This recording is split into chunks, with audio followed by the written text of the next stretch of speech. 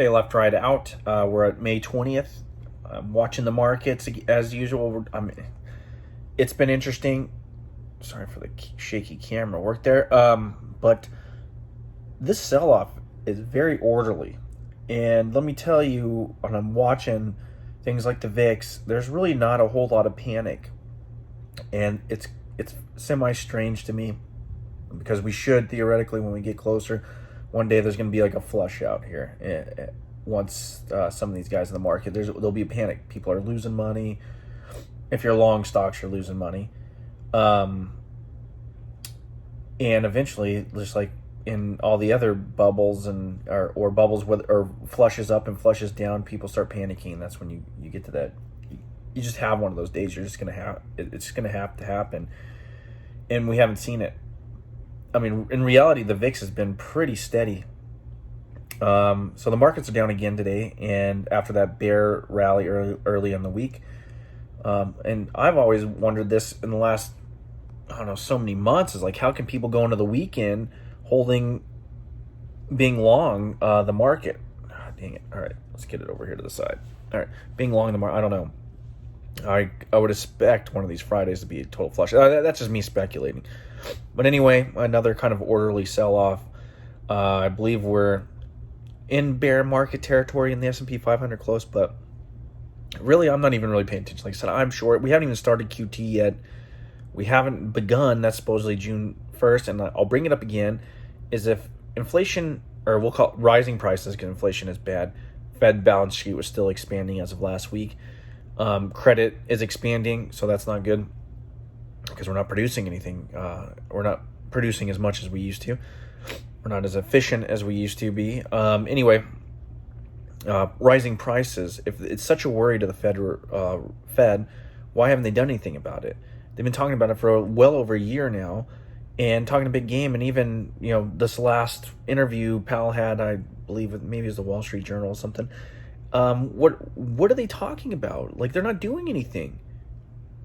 If it's so bad and such an emergency, why don't you do something now? They cut rates in COVID without a meeting. They did it twice within like 2 weeks. Now we're going on like years, and they're barely touching the Fed funds rate. They haven't backed off on asset purchases, or they backed off. They haven't gone to QT. They've backed off on asset purchases just, within the last so many months. And if it's such a pressing issue, which it is, we all know it is, because if you're an average American, you're feeling it, then why haven't they done anything?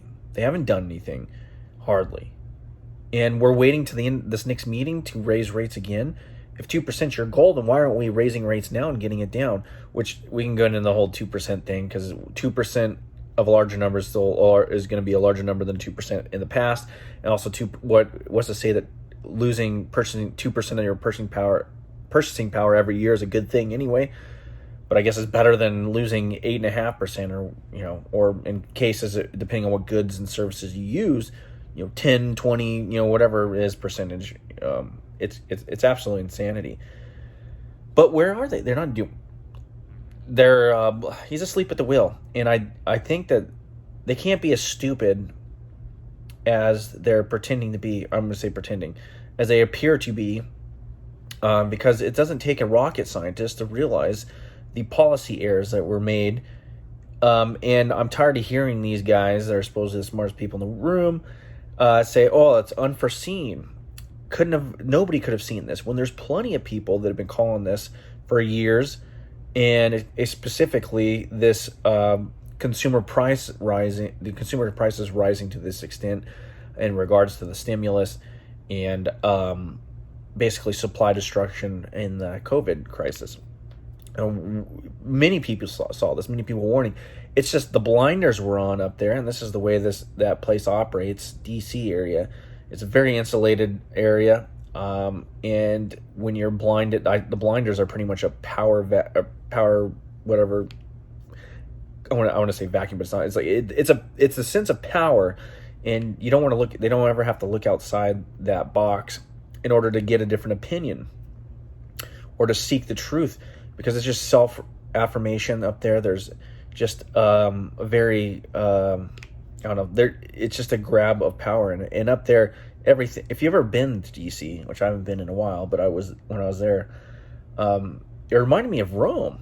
That's what it reminded me of, because everything was nice. And anyway, I digress a little bit on that. But anyway, yeah, these guys are asleep at the wheel. Even the Fed members that are coming out and speaking, I mean, I'm at a loss for words at this point, because it's not that these guys. This has been, if in my lifetime, this has been the norm. The Fed governors, the Federal Reserve itself, not understanding basic principles in economics, operating into this Keynesian fairy tale, and utterly blind at the wheel, and wreaking havoc over the majority of Americans. Yeah, some people in a Keynesian system, in this fiat currency, they're going to make out like bandits. And they're going to continue to make out like bandits, because as long as they can hold the assets. But if you're coming up from the bottom rings and you can't ever get into any real assets, because anything that you save is being constantly devalued, one, you don't get anything back on the savings. When's the last time you got any kind of yield on a savings account? It baffles the mind why anybody even keeps their money in a bank.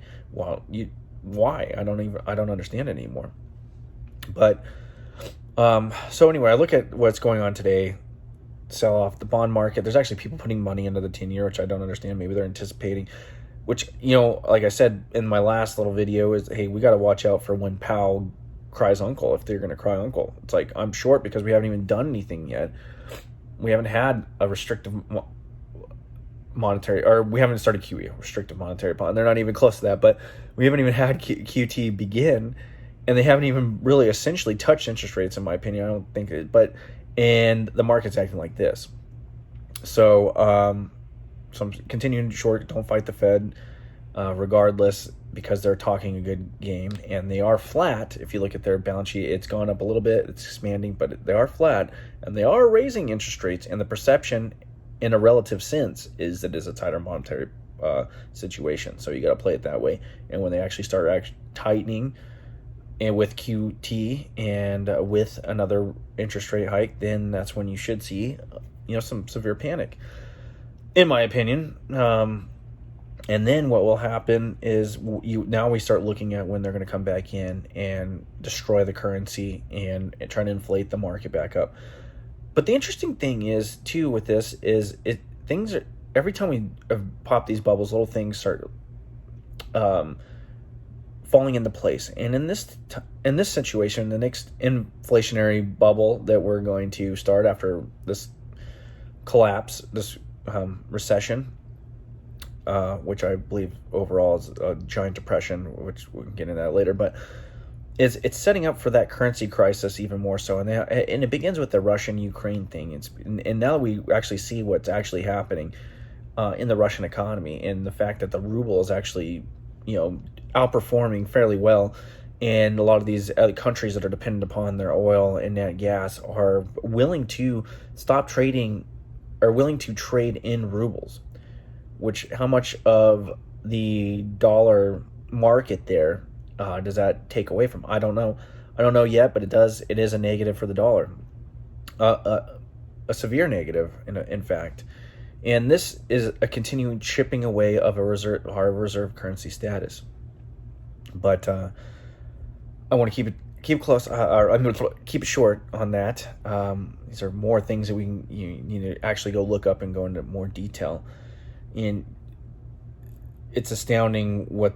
And I'm going to implore you again not to go to the mainstream sites and actually go look up, delve into it a little bit deeper and teach yourself how to discern, even if you have to go to a CNN or whatever.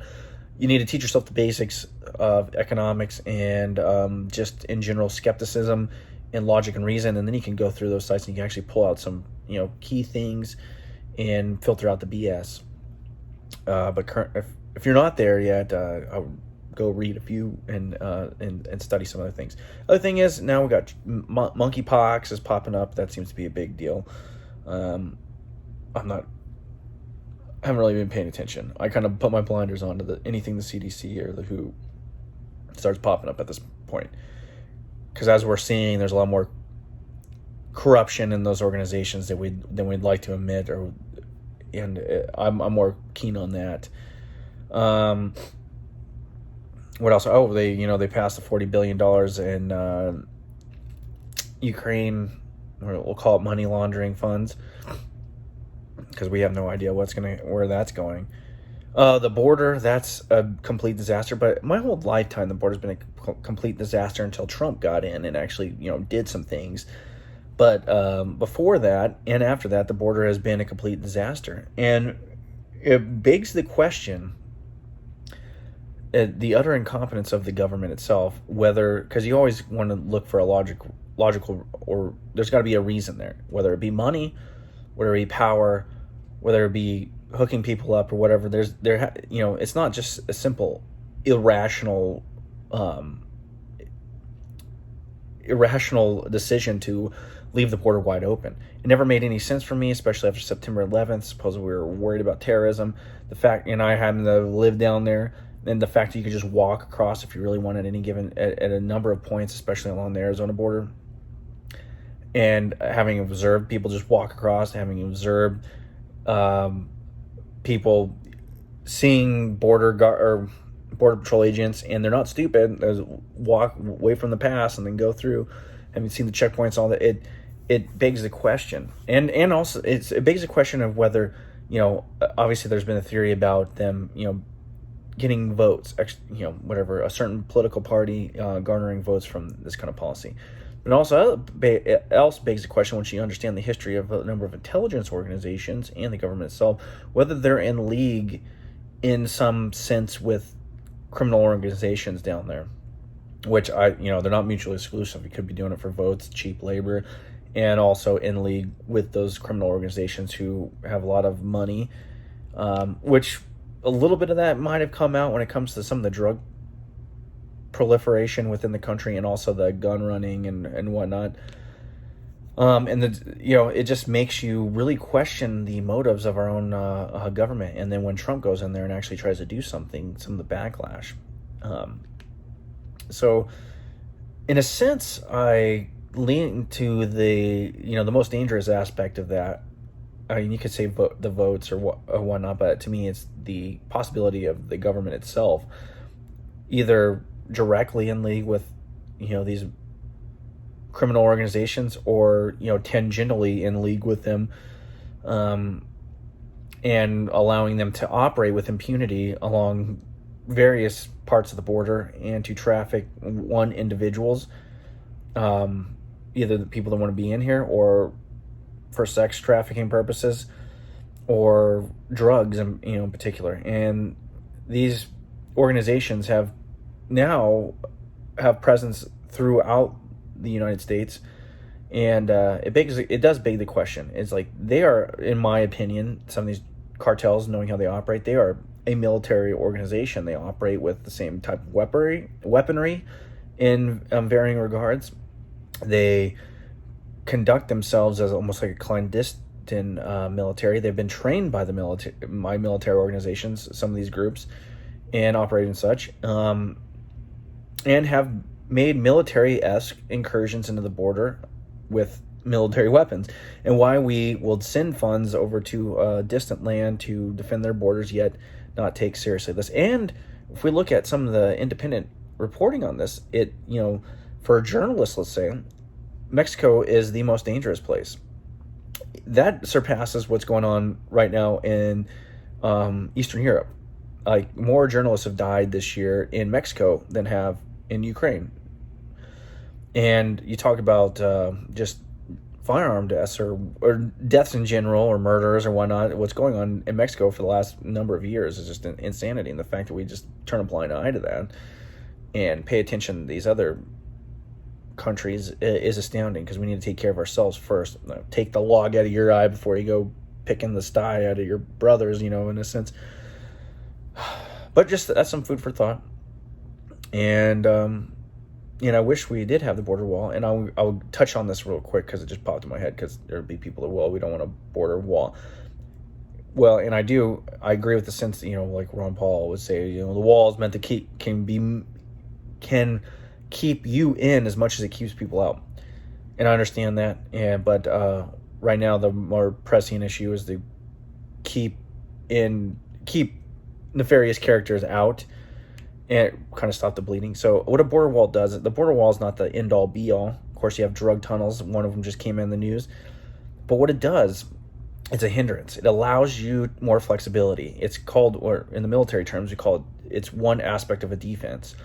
So you need a defense in depth in these situations. So you have a border wall, you have patrol areas, you have some other various maybe drones or different things.